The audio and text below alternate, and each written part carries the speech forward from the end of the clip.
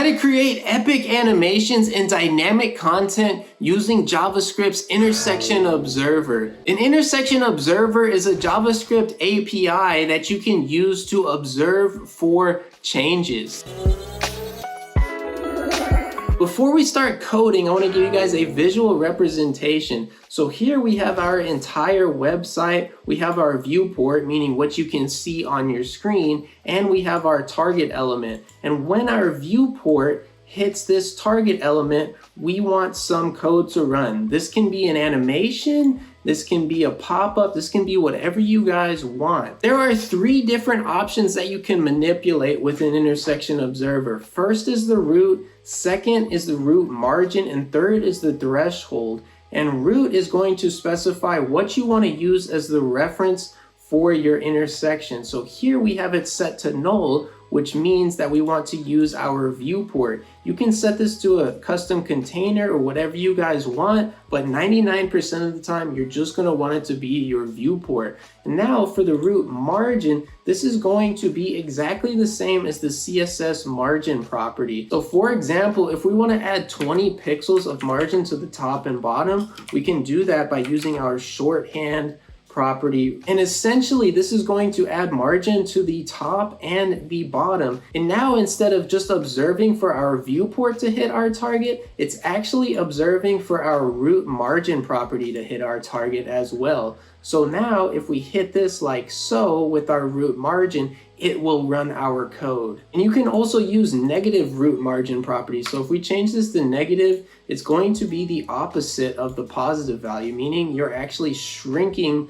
the size of your root. So now if you scroll down your page, it's going to need to hit the negative root margin, which is going to be this top line here, and then it will run your code. But for now, we just want to leave this as 0, and threshold is going to specify how much of your target element needs to be intersecting with your viewport. You can change this from 0 to 1, which is going to be 0% to 100%. So for example, if you just leave this as the default of 0, as soon as this viewport, which is your root, hits the target element, it's going to run your code that you specify.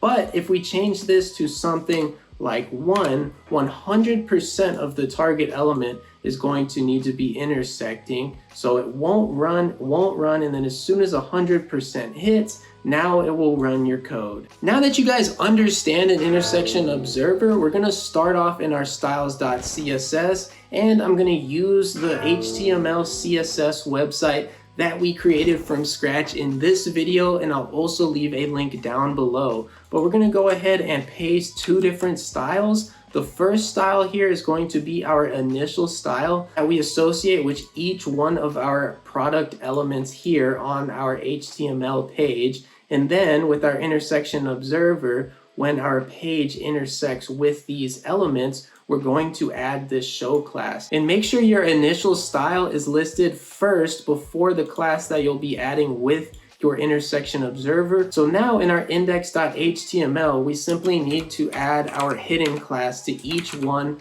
of our elements. So you'll notice that it moves it off the page and also hides it, but the elements are still there. So now we can go into our JavaScript page that I already linked to our HTML up top here, and we need to start by getting each one of our products or each one of our target elements. So we're going to create a constant called target and make this equal to document.querySelectorAll, and we want to select each element that has the class of hidden. And keep in mind, querySelectorAll returns a node list, which is an array like object. Now we can create our observer, and we're going to call this just observer using our const keyword, and we're going to make this equal to new intersection observer. And notice that the I here is capitalized, and we're going to specify our callback function and pass a parameter called entries. And our entries is going to be an array of objects for each one of our target elements. So in this case, we'll have an array of 3 objects because we're only targeting 3 elements. So we can use our array loop method. So we'll go entry.forEach. This is a loop,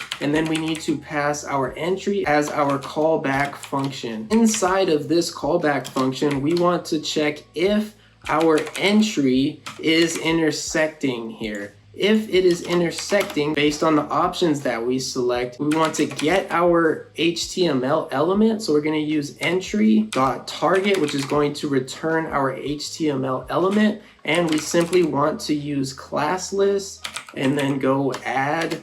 And we want to add our show class. And once we're done adding that show class, we want to stop observing. So we'll use observer.unobserve. Stop observing that particular element. And this basically just helps with website performance. We just need to pass our entry.target. And now you guys are going to notice nothing's happening. So what we need to do now is actually associate this observer with each one of our target elements. So we'll use target.forEach because again, this is returning a node list, which will allow us to use our array methods. And then we need to pass each one of our entries to this. So we'll use entries as our parameter.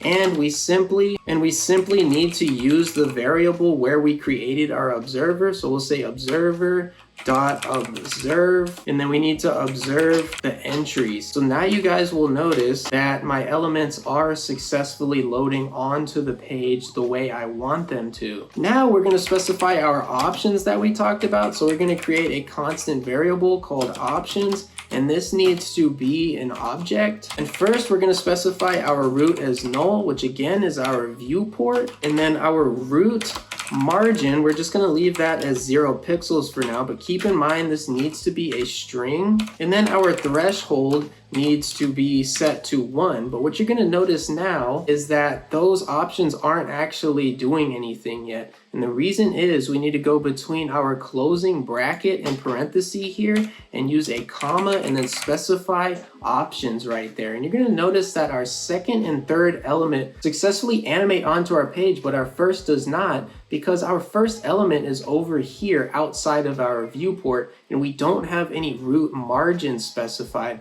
So what we need to do now is actually add some left and right root margin. So I'll leave this as 0 pixels for now, and then I'm simply just going to add 300 pixels of left and right root margin. And you're going to see that it still doesn't work there, so maybe we need to add a little bit more. And now you guys will see that our element does render onto the page. So keep in mind, as you work with these options, you really just have to play around with them until you get it to work the way you want. But now, instead of our viewport just being our root, our viewport and 400 pixels left and 400 pixels right is serving as our root. If 100% of that intersects, since we have our threshold set to 1, it will successfully render onto our page. So now if we scroll down, it'll wait until 100% of the targets intersect with our viewport or root here. So now if I scroll down, it will successfully run as soon as 100%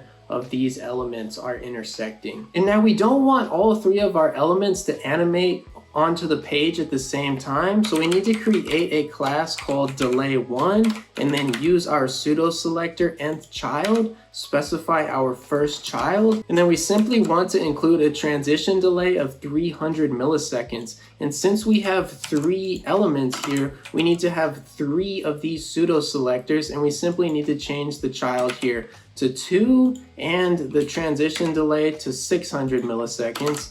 And then we need 1 more specifying our third child and then changing this to 900 milliseconds. And we need to go back to our HTML page, and for each one of our elements, we need to add a delay1 class like so. So now our elements are actually rendering onto the page at a different rate as specified using our pseudo selectors in our CSS. So if we refresh this again, you guys can see that they render on at the specified delay period. All of the source code in today's video will be available through the GitHub link down below. If you guys have any questions, don't be afraid to go in the comments and ask, or go to our website at kalmanwebdesign.com. Thanks for watching.